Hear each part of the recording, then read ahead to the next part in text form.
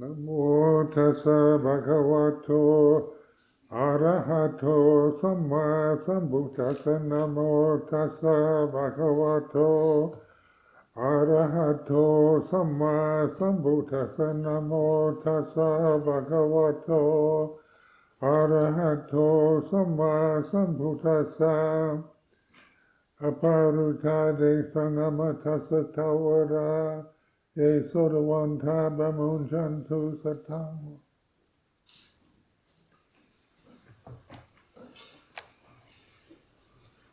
So I've been informed that I can give this entire talk in English, because all of you understand English, or most of you. Is that right?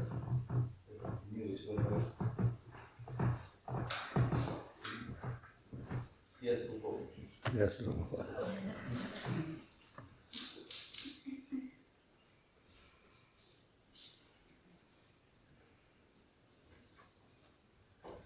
So one of the monastic reflections that we have in this tradition, and these reflections are, when this word reflection isn't necessarily about thinking, but it's about observing, witnessing. So this reflection is all that is mine, beloved and pleasing, will become otherwise, will become separated from me. And so this, in my early life in Thailand as a bhikkhu, young bhikkhu, we did this reflection almost every day in the morning puja, evening pujas. And it's very important when we're young to reflect, to recognize that this experience that we have through these bodies, through the senses, is very temporary. And because when you're young, one tends to think, you're going to be young forever. But now at age 90, I realize how fast life has been for me. I can't believe that I'm actually 90 years old.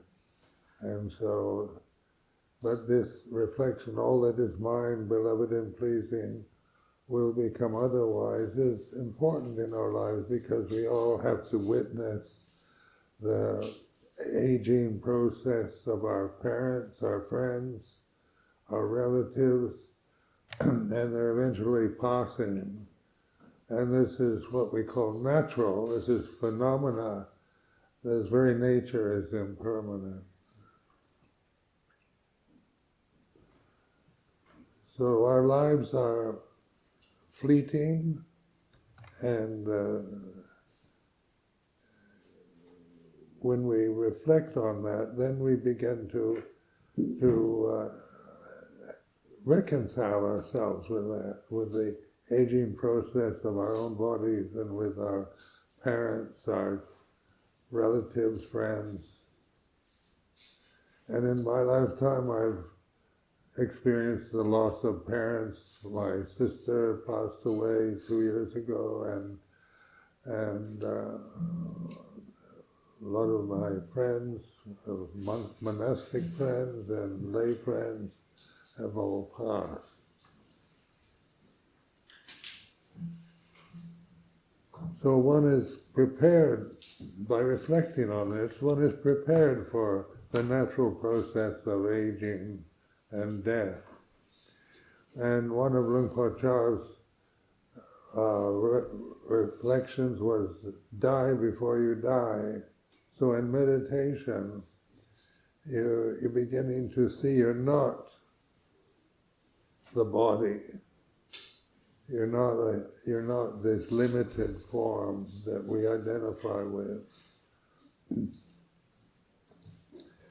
And this is because in most cultures, and practically in all societies, we identify very strongly with the body. Whether it's male or female. or black or white, or good looking or not.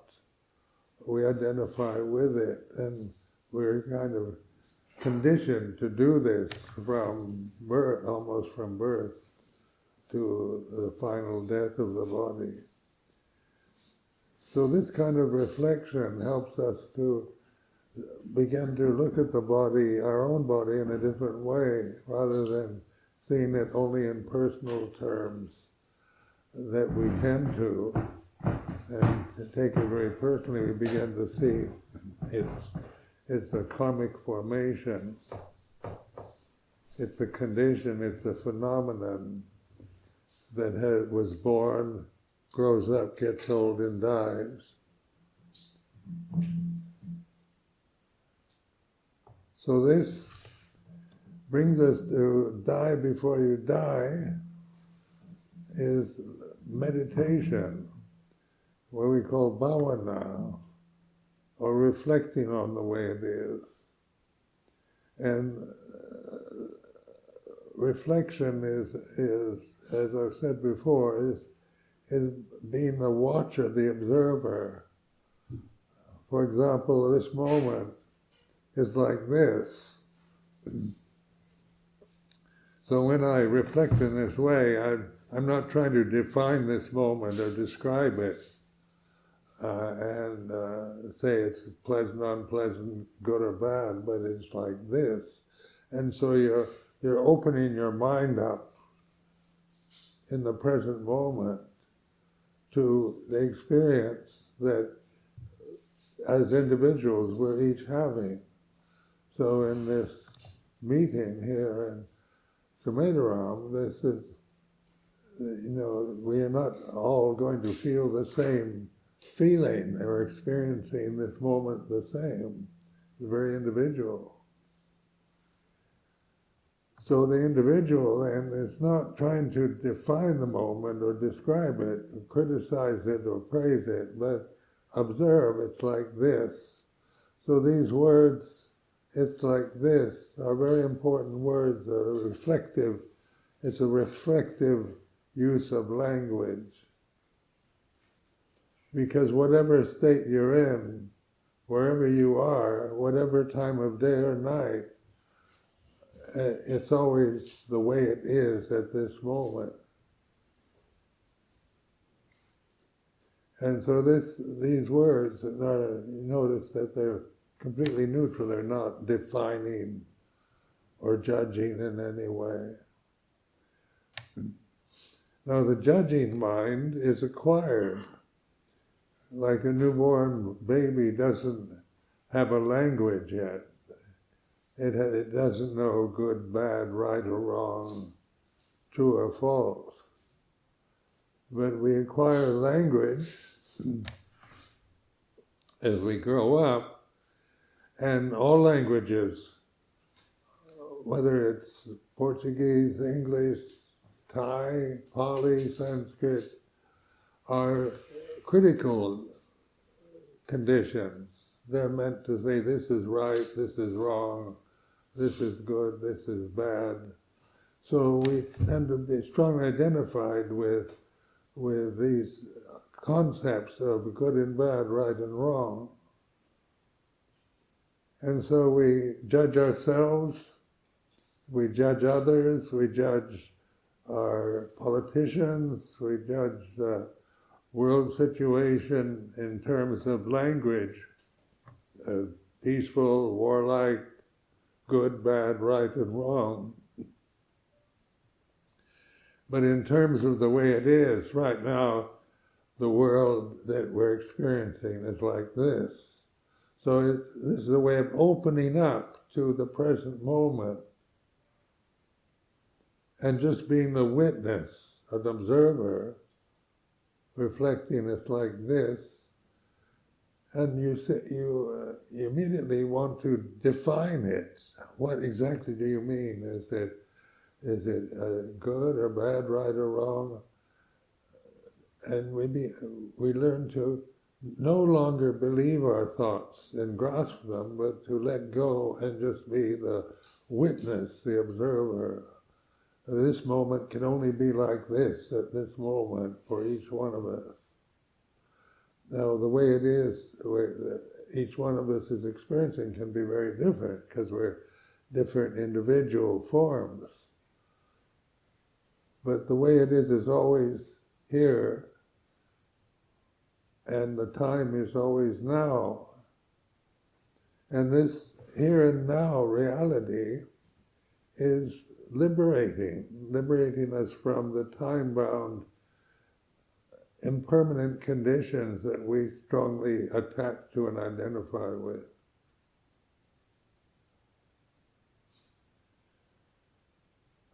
So when we talk about Dhamma, the Pali word Dhamma, we take refuge in a Dhamma, it's apparent here and now.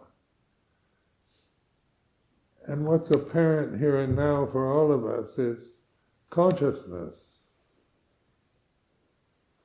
Consciousness is always here and now. It's not about space or forms, it's about conscious awareness that we can recognize through recognizing this moment is the way it is. So like if those of you who can't understand English, not understanding what I'm saying is like this. And so, you begin to reckon, you don't have to understand the language because the way it is not dependent upon concepts of right and wrong, good or bad. Now this language ability is judgmental. So everything is divided in heaven and hell, God is good, Satan is bad, and everything we define in the weather is good or the weather is bad, or we judge ourselves. We can be very self-critical, self-judgmental. People have all kinds of problems, emotional problems, because how they think, they're conditioned to think in these dualistic terms. Because language is a dualistic function. It means that if you've got heaven, you've got to have hell. And if you have right, then wrong is applied to right. Good or bad, true or false. Learning to trust awareness is proper meditation or bhavana.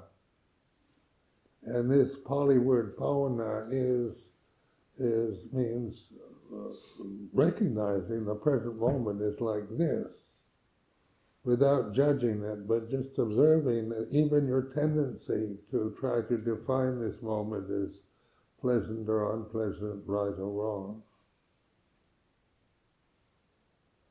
Now we're educated, and modern education is about acquiring concepts of right and left, right and wrong, have opinions and views about religion, about culture, about gender, about the universe, what's right, what's wrong, and these can vary. A lot of what people think is right, other people think is wrong.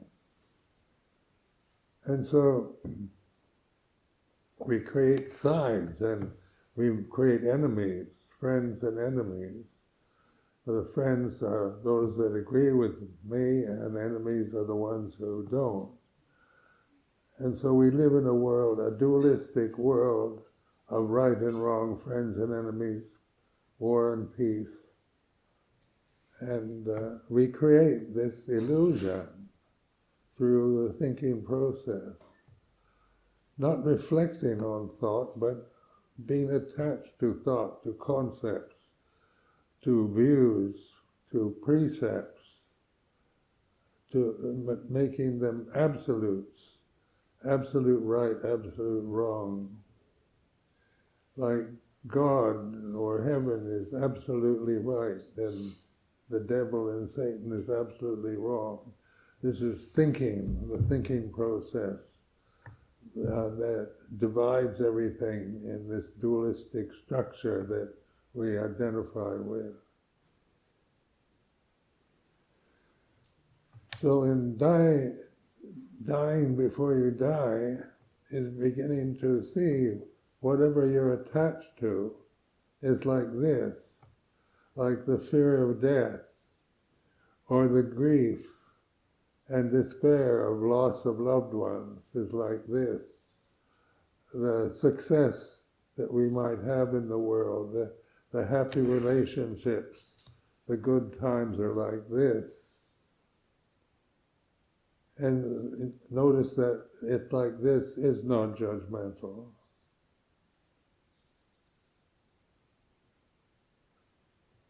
This is very important for us to realize because in the present situation, due to the many conflicts that exist on planet Earth, the changing conditions of climate and all the various political views and structures of what we consider right and wrong are very apparent. We have internet, we have artificial intelligence, we have all kinds of high-tech ways of dividing into good and bad, right and wrong, into big and small, universal and minute.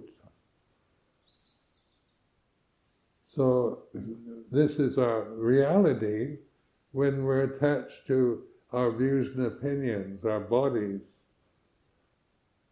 our cultural identities, our gender identities. Nowadays there's so much gender identity, wanting to identify with different forms of sexual experience as good and bad, right or wrong.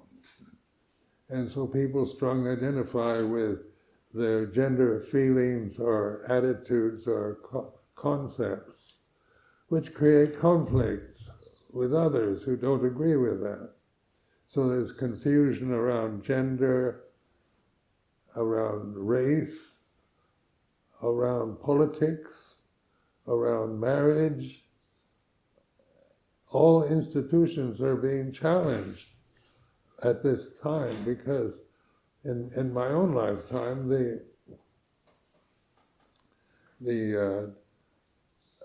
cultural attitudes have changed enormously from the very rigid views of right and wrong when I grew up in the 1940s and 50s to this more general acceptance of difference and equality that is now dominant in the Western world.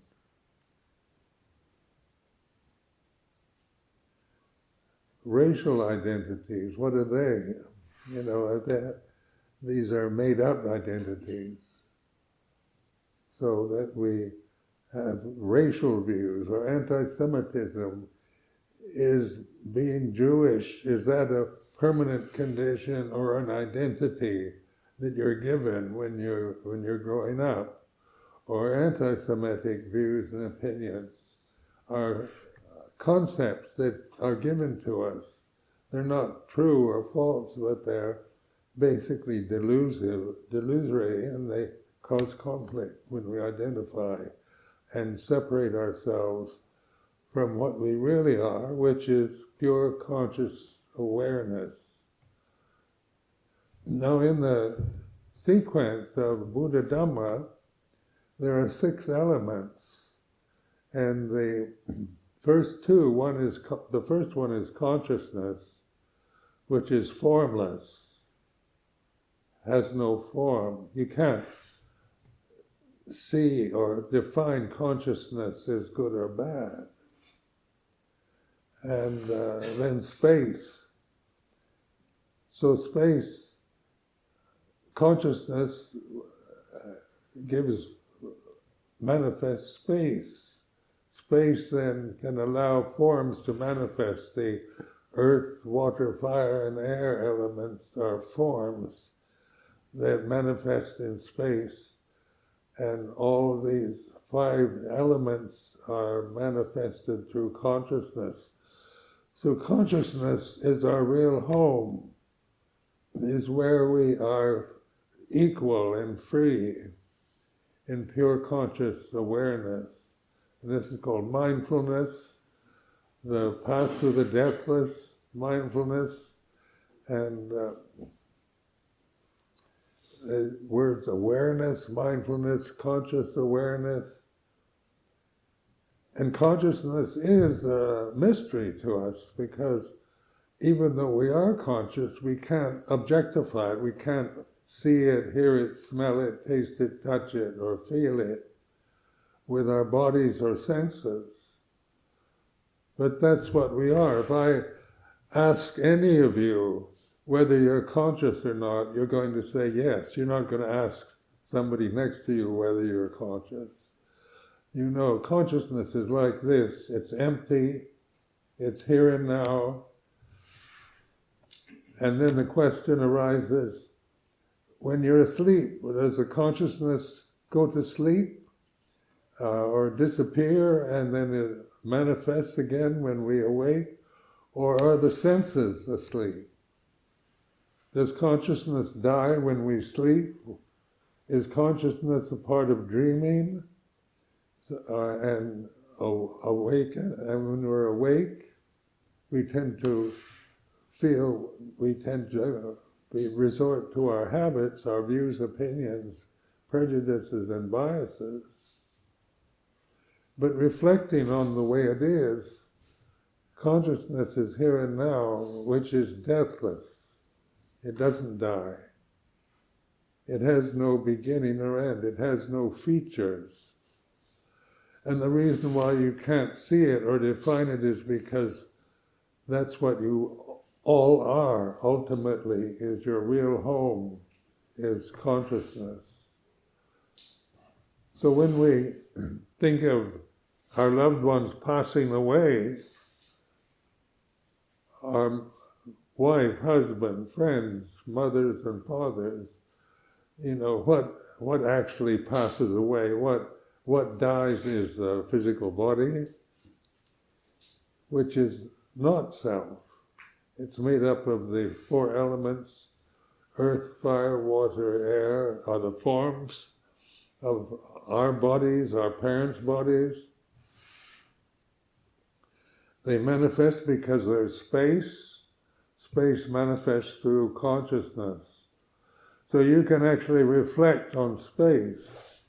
You can perceive space just with the eye, looking at the space in this meditation hall, and space between each of you individual bodies is like this. Space has no qualities other than spaciousness. I spent several years just reflecting on space before I came to live in the West. And because I noticed in Thailand, when I first learned to speak Thai and develop a concept of being a sangha of monks, Buddhist monks, with Luang Por Chah and the various Thai monks that were present at that time. At first I saw just individuals that I had no opinion about. You know, I didn't know them well enough to like or dislike or make value judgments about them. But as time went by, then I formed opinions. This monk is a good monk, this monk is not very good, I like this one, I don't like that one. So I remember meditating in the sala at Wat Pah Pong, the Luang Por Chah's monastery, and just the habit of noticing the different monks that I'm sitting with, and immediately this personal view comes into mind. This one is a really good monk, I like him, and this one is not very good. And so I reflected that this is because I evaluate the forms. I have personal reactions to individual forms. Some I like, some I don't like. But in terms of space, there's no opinion. So I began to contemplate the space between the monks rather than the individual presence of what they looked like or whether I liked them or didn't. And I found that very peaceful because suddenly I had a way of just observing space, visually observing it, and which has no quality other than spaciousness. You can't. What is space? It's here and now. It has no beginning or end. Where does the space end? And we think, well, the walls outside the space outside this hall and the space in the hall is the same space. The same space that the sun, the moon, the stars, planet Earth is a space. It is not good or bad, right or wrong, but it's here and now. And its quality is spaciousness. Consciousness, then, you can't define. Modern scientists, psychologists are trying to understand consciousness through trying to say, is it a function of the brain? Is it the brain that is conscious? When somebody loses their brain function, they're no longer conscious. We have views about, brain-dead human beings. So that, they're still conscious, but they don't think. Like the brain is like a computer. It's conditioned to receive information, good and bad, right and wrong. But space has no boundary or limit other than we can actually contemplate it with just our visual abilities of seeing, of feeling, of space around us is like this. So consciousness is always here and now, whether you're asleep and dreaming or awake. Consciousness doesn't dream or sleep or awake, but the forms, like in dream consciousness, your ability to imagine still functions. So even though your eyes are closed and you're asleep, you can create images with your mind that are called dreams. So dreams are very unusual. They're not logical or make sense. Sometimes you can be in the same two places at the same moment, or time goes very quickly, or you can be in one country and then in another country within that same dream. And that's because dreaming is not, is still imagining. You still have a personal identity. You have forms, colors, visions in dreams. But in pure consciousness, there are no colors, no forms, no dreams. But it's that which allows these to manifest. They come and go and change. They're impermanent, called anicca, or changeable. They have a beginning and an end. So reflecting on this is beginning to just open to pure conscious awareness is like this. And when I do this, I begin to notice the silence, an inner silence that's always here and now. It's not created silence by shutting your eyes, plugging up your ears. It's not demanding that the situation you're in be silent, making no demands. It's silence that is conscious awareness here and now, that is the home, the resting place where we get beyond identity with birth and death.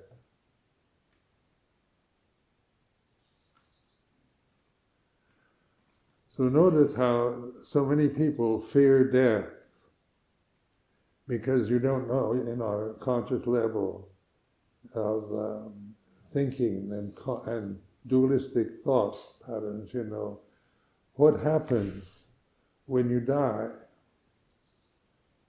And then there's various versions. If you've been good, you go to heaven. If you've been bad, you go to hell.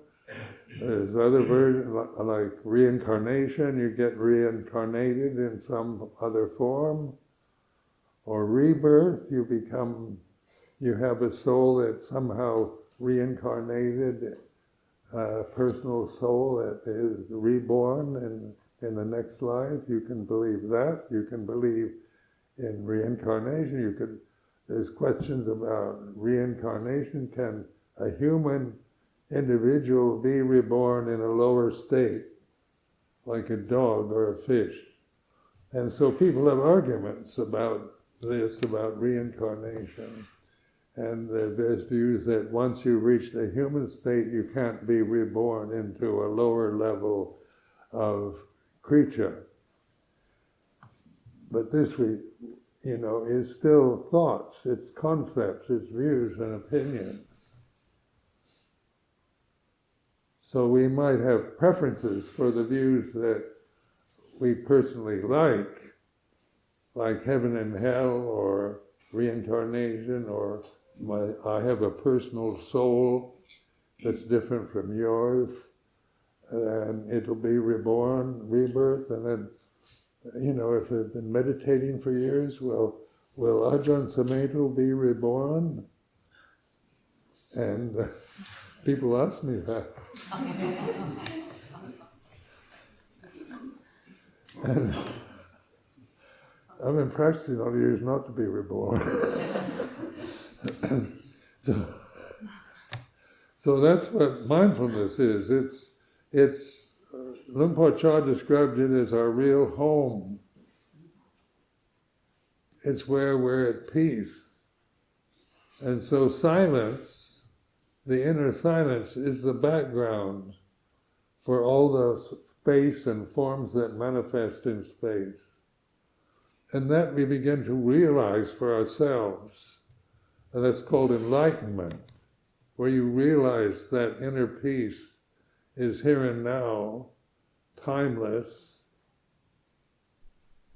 And it's not something you can see, hear, smell, taste, touch, or think, or feel, but it's what we call proper knowing, right understanding, that this inner silence is non-personal. It's the same for all of us. Silence is not male or female, right or wrong. There's no race, no age. So we can relate inner silence and consciousness and Dhamma, because I found at first, because I was so addicted to language, and in the Theravada Pali tradition you've got Nibbana, Dhamma, consciousness, and so you have all these words that point to this real home, the deathless reality of being aware. And so can you call it Dhamma? You can. When we take refuge in Dhamma, that's what we really mean. In conscious awareness, we're taking refuge in here and now consciousness that is deathless. It isn't born, doesn't die, doesn't have a beginning or an end. It has no quality other than it allows things to manifest. So the sun and moon, the stars in the sky, the galaxies that we can see through telescopes and powerful instruments, they're all in space, and space is in consciousness. So I found this very enlightening for me, because consciousness oftentimes is defined by the five elements, by the five, the earth, the body, feelings, memories, emotions, and sensory consciousness. So sensory consciousness is very impermanent. Like my eyes I'm actually going blind, so eye vision is not very good. Consciousness through the eye isn't very accurate anymore. Ear consciousness, I have to use hearing aids to hear properly. So ear consciousness is very impermanent. But consciousness itself, the senses manifest in consciousness. The body manifests, and the senses that are part of our physical structure are like this. They're very unstable, can change, can be very good or bad, right or wrong, deceptive or accurate, according to forms. But form is always impermanent. Its very nature is to have a beginning and an end, a birth and a death. And the suffering that the Buddha pointed to in his teaching is always this ignorant clinging to forms, because they're very unstable, undependable, and changeable. So even in the best of conditions, the forms change. You can't have permanent happiness or permanent peace of mind or permanent loving relationships if they're based on forms. So then the word love comes into consciousness. This is a very important word in the Western societies. We talk about love, we want to be loved, we want to love others. And love is what is it in reality in terms of consciousness, forms, and space. So I would define unconditioned love as consciousness itself, the very basis of our very home, our natural home, where we belong, is love, or consciousness, or nibbana, or Dhamma. Then love is not dependent on whether you like somebody or don't like somebody in the present time. So in Christianity they call it unconditioned love. But love is what holds things together. Even personal love is when we begin to hate, then that's very separative. We want to separate. When we love each other, we want to be together. And so love is natural to these forms, but we identify out of ignorance of Dhamma, of consciousness, with the forms that are changing. So can you personally love somebody forever? And in romantic love songs you can. But in reality we know that we fall in love and then we can fall out of love just as easily. Because that kind of love is based on positive relationships, on everything pleasing me. All that is mine, beloved and pleasing, will be mine forever, is the illusion of ignorance. But all that is mine, beloved and pleasing, will become otherwise, will become separated from me, prepares us for the actual experience of living in a form till it grows old and dies. And then what dies is the forms, but consciousness has no beginning, has no end. It's silent, it's here and now. It's where everything is, where universal peace is, where proper relationships can abide through the problems, vicissitudes that we experience in personal reactions to each other's differences. So universal love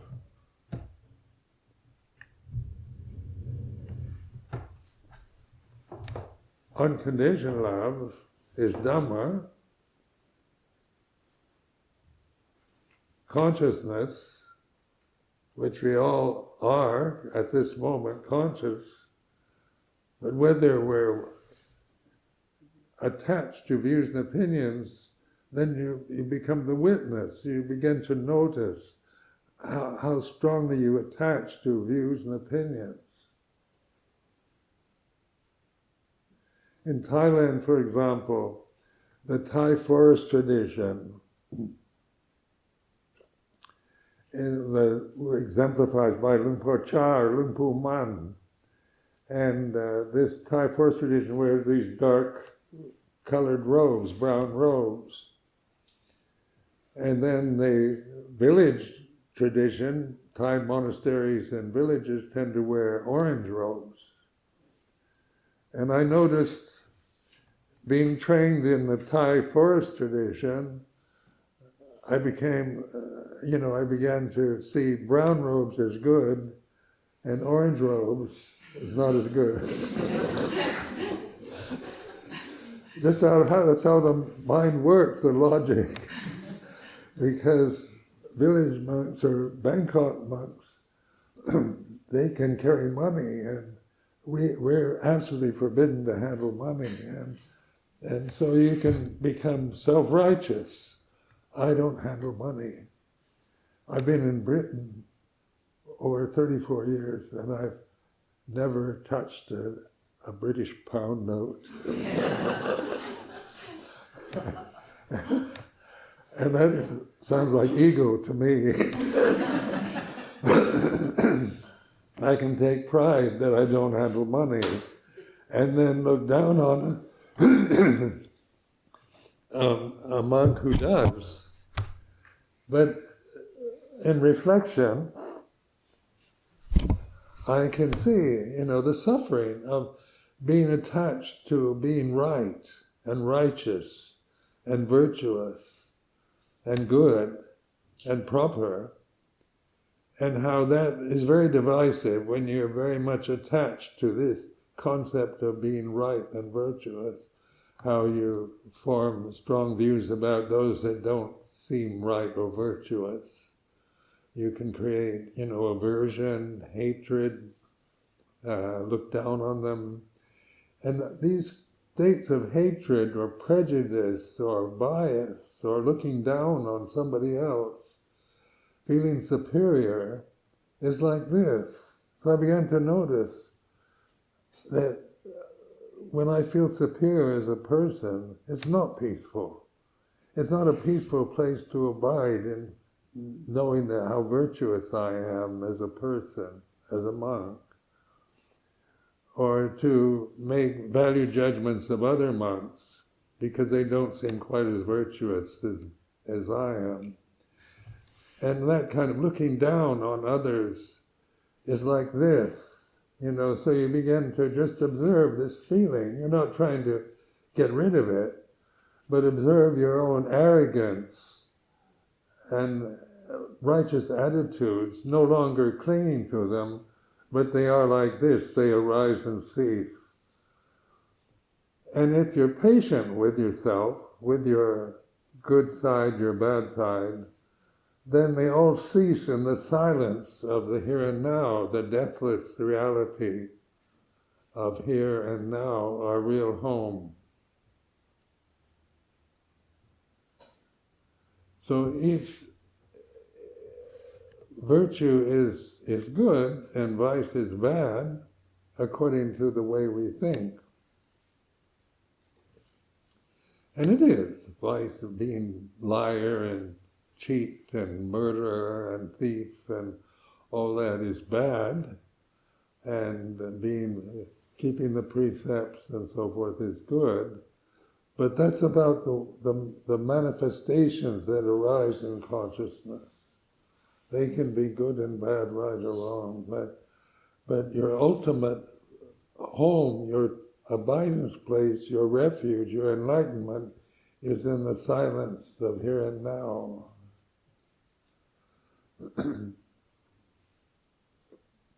So that silence. What is silence? I talk about sound of silence, but silence doesn't have a sound, logically. But as you let go of everything, you begin to just see the suffering you create by your attachments. You have the insight into letting go, which is not getting rid of bad thoughts or wrong views, but in letting them be what they are. They arise, they cease. You're the witness to the presence of phenomena, but no longer the owner of it. When you attach to your views and opinions about right and wrong, good or bad, then you become right or wrong, good or bad person. But in liberation, you're no longer a person. Your personal identity becomes irrelevant, and your real identity is conscious awareness here and now, which is the deathless reality of Dhamma. It's the reality of Nibbana. It's consciousness that has no beginning or end. And so this is liberation. This is realizing for yourself ultimate reality, which you are right now, but you may not realize it. So this whole idea, like in these terms like Buddha and Dhamma and Sangha, Buddha is awakened consciousness. Buddha knows Dhamma through awareness, through letting go of phenomena, not getting rid of it, but no longer identifying, clinging, holding to it, but relaxing. Letting things be what they are, then they cease. And that's Nirodha, or the third noble truth, the end of suffering. So this Nirodha then is the path that you begin to recognize, the silence that is the background of all the noise and views, opinions, forms, good or bad, beautiful or ugly, that manifest, that we experience through the senses. But we're no longer identified with the senses, with the body. The body still functions. You still see, hear, smell, taste, touch, think, but you understand it, and with wisdom rather than with ignorance, with taking sides, wanting to be right and destroy the evil forces, the dark forces. They have all kinds of concepts now about evil functioning in the world and the dark elements of society, which are gaining power over the political systems of different countries, and we can create endless scenarios of frightening concepts with our thinking mind. But ultimate reality is unconditioned love, here and now, and it's universal and it's not personal. So even those evil forces, people who create wars and torture and harm and steal and lie, you know you're one with the consciousness, and you're no longer just being caught up with your personal aversion to people who steal and lie and cause trouble. So you find freedom, peace, which is your natural state, and universal equality is consciousness itself. It's not racial, it's not gender, it's not male or female, but it's here and now, and apparent here and now, apparently here and now, timeless. So I offer this as a reflection for this afternoon.